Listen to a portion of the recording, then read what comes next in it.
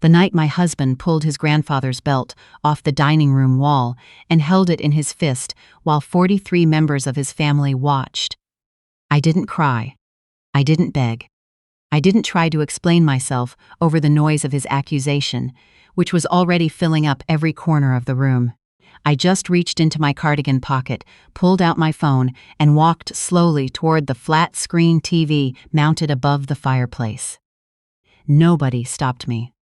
That was 8 months ago.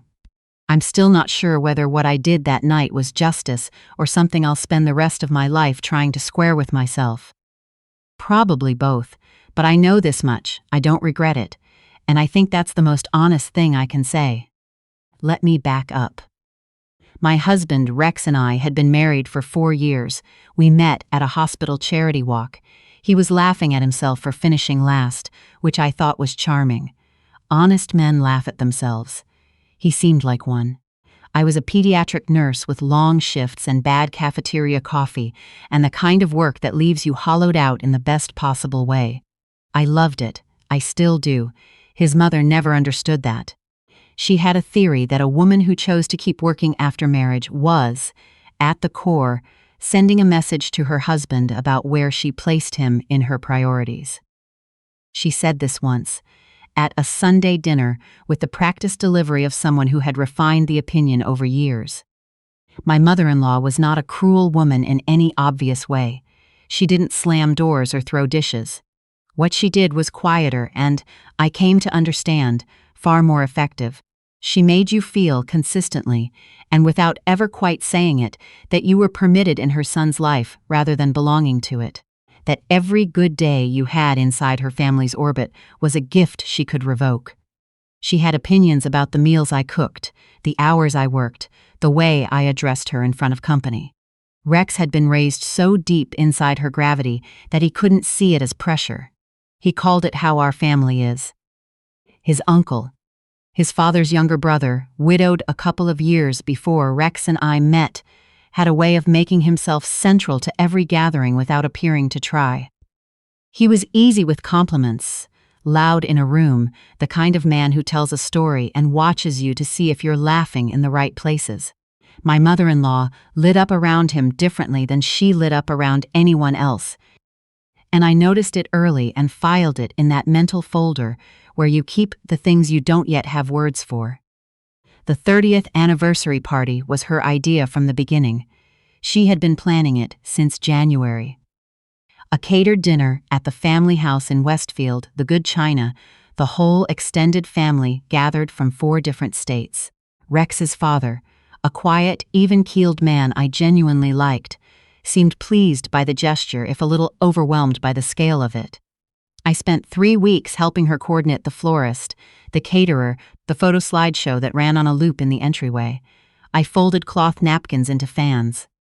I did it because I still believed, in those last weeks before I stopped believing it, that effort was something this family would eventually meet halfway. The night of the party, I wore a dark blue dress I'd bought for the occasion. Rex told me I looked nice, briefly, while we were locking the front door.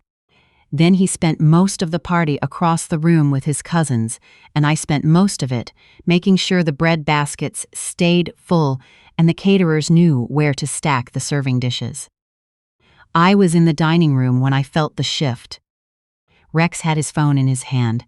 I saw his face change, not gradually, but all at once, like a switch. He crossed the room in a straight line and took hold of my arm at the elbow. Not violently, but firmly enough that I went still. "Who is this?" He held up his phone. The photo had come in anonymously through some texting app. We found that out later. It showed me at a hospital gala 2 weeks earlier, being hugged by a colleague of mine, an ER doctor named Dr. Merritt. After I'd told him I'd been nominated for a staff award, it was a normal hug between coworkers. There were dozens of people in the background. I was in my work blazer. "That's someone from my unit," I said. "He works in my hospital." "You're dressed like that at a dinner with another man." "Rex, that was a work event, you knew about it." He wasn't listening. He never fully listened when his mother was nearby. And she was nearby. I could see her across the room, standing by the fireplace with her sparkling cider, watching her son and me with an expression that was carefully arranged to look concerned, but was actually something else entirely, something anticipatory. Everyone. Rex's voice carried, "Can I get everyone's attention for 1 second?" The room hushed, that specific, terrible kind of party quiet when something real starts happening. "I'd like to know," he said, "why my wife is being photographed hugging a man who isn't her husband." 43 people looked at me. I heard a child laugh outside, completely unbothered, chasing something in the yard. I heard the slideshow clicking through photos in the entryway.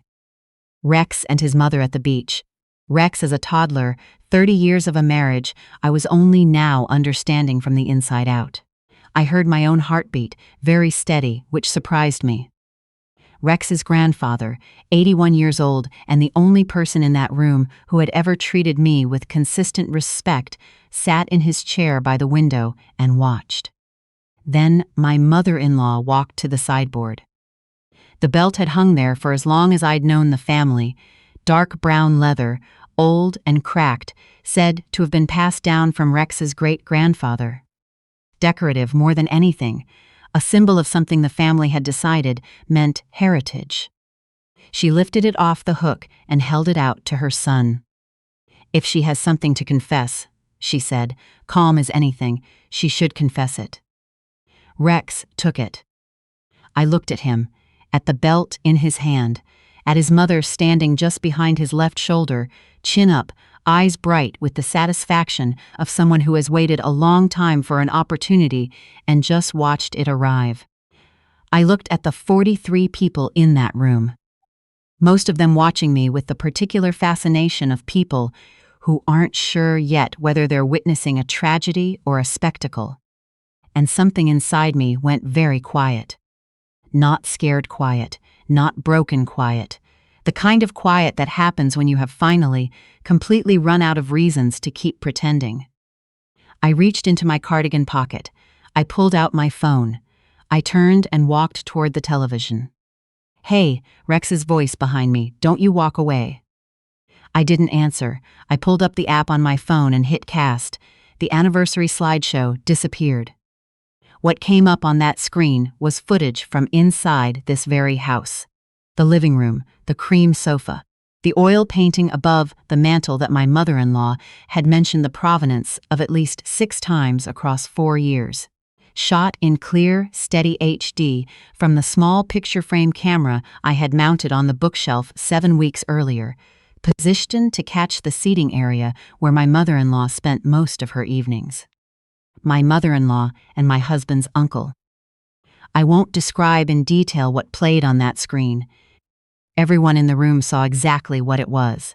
It wasn't ambiguous. It wasn't something you could explain away. The belt dropped. It hit the hardwood floor with a sound that was soft, but somehow carried to every corner of the room. And then there was silence. Not the polite silence of a room waiting for a speaker, but the specific silence of people who have just had the floor taken out from under them. My mother-in-law's face fell apart in a way I had never seen, and I had been watching her face carefully for 4 years. The color left her so fast she looked like a different woman, her mouth opened, the sparkling cider tilted in her hand and until a cousin quietly took it from her before she dropped it. She stared at the screen with the expression of someone watching their entire account of themselves become false. His uncle had gone still in the way that men go still when they realize they have no move left. He was a man built for performance, warmth, ease, authority. Now he was performing nothing at all. He stood in the middle of the room with 43 people not looking at him because they were trying not to, and that was worse. Rex's younger sister, Tabitha, had flown in from Denver for this party. She was 26. She had always loved their mother with the uncomplicated faith of a youngest child, and she had adored her uncle the way you adore someone who fills in the shape of what's missing. Their dad traveled for work often. Her uncle had always been there, steady and present, a kind of surrogate. She watched the screen for about 4 seconds and Then she sat down on the floor. Just folded. The way your body decides something before your mind catches up with it. I moved toward her without thinking about it. I knelt down beside her. I didn't say anything, because there wasn't anything to say that would have been adequate or true. I just stayed close. She looked at me, and what was in her face wasn't anger, or not only that, it was the look of someone realizing that the map they've been using to navigate the world is a map of a different place. Rex had not moved. He was standing where he'd been standing when the footage started, looking at the screen with an expression I hadn't seen on him in 4 years of marriage. Not rage, not denial. Something younger than those. Grief, maybe. The specific grief of a person whose idea of their mother has just been replaced by the actual woman. "Turn it off," someone said. "An older cousin, please." I picked up my phone and stopped the cast. The room breathed. His uncle began talking, low and rapid, fragments. "You don't understand. This isn't, Carol." "Tell them," but my mother-in-law said nothing back to him. She stood very still for a full minute, and then she turned and looked at me. "You put a camera in my house," she said. Her voice was shaking in a way that was trying very hard to be rage and landing closer to fear. "I've lived in this house for 4 years," I said. I was surprised again by how level my own voice was. "I should tell you how the camera came to exist. Because it didn't start as a trap, and it wasn't built out of revenge. It started the way most acts of self-preservation start, quietly and out of necessity, and because no one else was going to do it. About a year into our marriage, I began to notice things. The way my mother-in-law looked at his uncle when he told a story. The way she'd laugh. Not the managed laugh she used on most people, but something real and unguarded and intimate, something I recognized because I knew what that kind of attention looked like from the inside. The way she found reasons to call him when Rex's father was traveling. Small things that each had an easy explanation on their own, but that accumulated, over months, into a pattern I couldn't stop seeing. I told Rex once. I was careful about it. I said, "I think your mother and your uncle might be closer than feels normal." He looked at me the way he looked at things he decided in advance couldn't be true. He said I was insecure. He said his mother was a devoted wife, and I had no business suggesting otherwise. He said this with a certainty that told me he had made a decision somewhere deep down never to look at his mother and see what she actually was. I didn't bring it up again. But the summer before the anniversary party, Rex's father was in Phoenix for 3 days. Rex was at a Dodge Height. I came home early from a shift. A patient had been discharged sooner than expected, and I had the afternoon suddenly free. I parked in the garage and came in through the side door without making noise, the way you do when you're tired and the house is quiet. I heard his uncle's voice from the kitchen. I stood in the hallway for a long time. What I heard was not the sound of family visiting family. I went back out to the garage. I sat in my car in the heat with the windows up. I sat there for an hour and then drove around the neighborhood for another 30 minutes because I didn't know what else to do with my body. When I got back, his uncle's car was gone. My mother-in-law was making dinner like nothing. She asked me how my shift was. I said fine. The camera was a decision that took me 2 weeks to make. I researched options at midnight on my phone while Rex slept. I thought about going to Rex's father, but I couldn't figure out how to do that, without proof, without something real, without handing my mother-in-law the opportunity to tell her version first. I thought about leaving. I thought about a lawyer. But I knew that if I left without evidence of anything, I would become the story my mother-in-law told, the difficult wife who couldn't appreciate what she had, who manufactured problems, who drove her own marriage into the ground. I needed something true. The camera looked like a picture frame. It sat on the bookshelf between a hardback and a vase of dried eucalyptus and was absolutely unremarkable. It recorded to an app on my phone. I installed it on a Saturday afternoon when my mother-in-law was at a bridal shower and Rex was helping his dad seal the driveway. I hung it level, checked the angle, closed the app, and went upstairs and sat on the edge of the bed for a while, feeling like I had stepped over a line I couldn't step back over. For 3 weeks, nothing. And then one Wednesday morning, eating breakfast alone, before an early shift, I checked the app. There was new footage. I watched 40 seconds of it and then put my phone face down on the table. I drove to work. I got through 10 hours without breaking. That night, alone in my car in the hospital parking garage with the concrete walls and the fluorescent lights and no one around, I watched the rest. I felt something settle in my chest that wasn't sadness and wasn't satisfaction. It was more like, I was right, I was never wrong, I just couldn't prove it. I saved the footage in 3 places. I didn't tell anyone. I waited. And then the anniversary party happened. And my husband's mother handed him his great-grandfather's belt, and I stopped waiting. The party ended the way parties end when the lie that was holding them together gets pulled out of the foundation. Relatives filed out in groups, whispering. The caterers finished packing up in confused silence. Rex's father sat at the kitchen table alone, and I don't know what he knew before that night or what questions were forming for him now. I left before I had to find out. Rex's grandfather stopped in front of me on his way to the door. He was the family's elder, the person whose opinion set the tone for everyone else. He looked at me for a moment and then said, simply, "I'm sorry for what happened tonight, and for what you've been putting up with a lot longer than tonight." He didn't say anything else. He walked out. It was the most I'd been offered by anyone in that family in 4 years, and he said it in 2 sentences, and I held on to it in the car on the way to Joelle's apartment. Joelle has been my best friend since we were roommates in college. She answered on the second ring. I said, "Can I come over?" She said, "Doors already unlocked." I sat on her couch and she made tea and didn't ask a single question until I was ready, which is how I know she loves me. I stayed for 3 days. The next morning I called an attorney. The divorce took 5 months.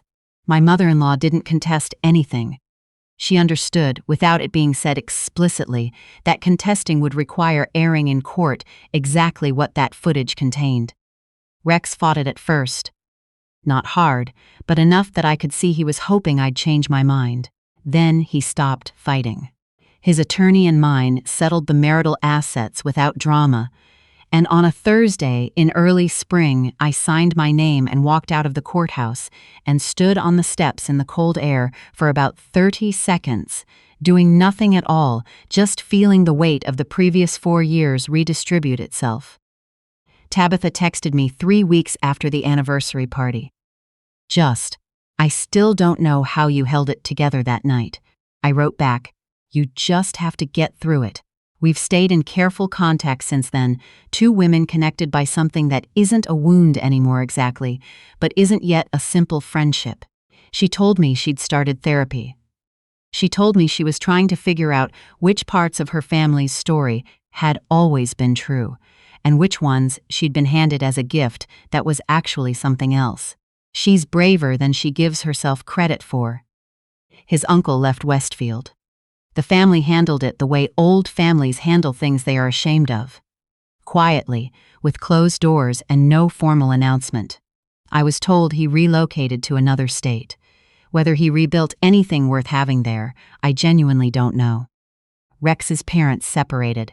His father moved into an apartment near his office. He was, by all accounts, a man trying to figure out how to re-examine decades of his life without losing what was real inside them. I hoped he found something. He was decent, and he deserved that chance. My mother-in-law, from what I heard through Tabitha, went through a period of genuine collapse. Not dramatic, not public, but real. She had built her identity around being the matriarch of an honorable family. That structure had provided her with authority, with purpose, with a version of herself she could present to the world. All of it had been dismantled in one evening by a woman she had spent 4 years trying to make invisible. I'm not sure how she rebuilt after that. I stopped keeping track. Rex. I've thought about how to write this part. He was not a bad man.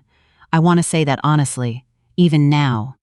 He was a person who had been shaped entirely inside his mother's understanding of how things should be, and he had never been given, or had never chosen, the distance to see that clearly. He loved his mother more than he questioned her. He chose her comfort over my dignity, again and again, not through cruelty, but through a cowardice so habitual it had become invisible to him. An invisible cowardice is still cowardice. The damage is the same. I saw him about 7 months after the divorce. A Saturday at the farmer's market. I was buying honey. He was carrying a paper bag of produce and had the look of a man who has shed something heavy without entirely understanding yet what it was. He looked older. Not worse, just more real. Like the version of him that had existed when I met him laughing at himself at the finish line. We made eye contact across a table of peaches. He nodded, I nodded, we walked in opposite directions. That was enough. That was all it needed to be. My life now is mine in a way it hadn't been for a long time. I'm in a 1-bedroom apartment I picked entirely for myself, in a neighborhood with a coffee shop I like, and a park where I run on Tuesday and Thursday mornings, and sometimes Sunday. I painted one wall of my living room a deep forest green that my mother would have called impractical.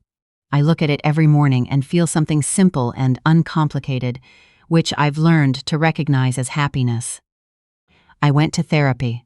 Not a footnote, it's maybe the most useful thing I did. I spent months learning to distinguish between patience and disappearance, between kindness and self-erasure. I had confused them for years. I'd built a kind of pride around enduring things I should have refused. My therapist has a gentle, persistent way of asking, "But what did you actually want?" that I found maddening at first and necessary eventually. Joelle and I have standing Sunday dinners. I've made 2 new friends through a running group. I got a promotion at work this spring. I adopted a cat named Fig, who is deeply unimpressed by everything I do, which I find oddly comforting. I'm not in a relationship. I'm not close to one either. I've stopped treating the possibility like a threat. There are women reading this who will recognize the particular shape of what I've described.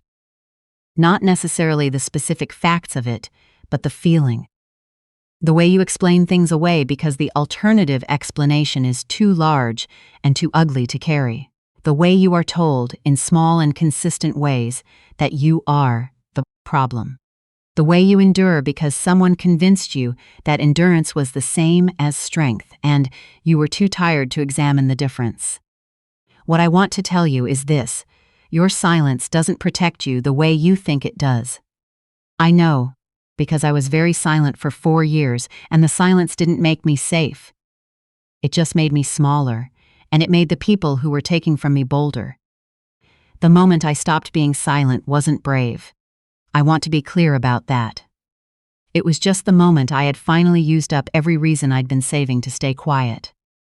I pressed a button on my phone and I showed the truth, and the truth did what truth does when you let it into a room. It rearranged everything.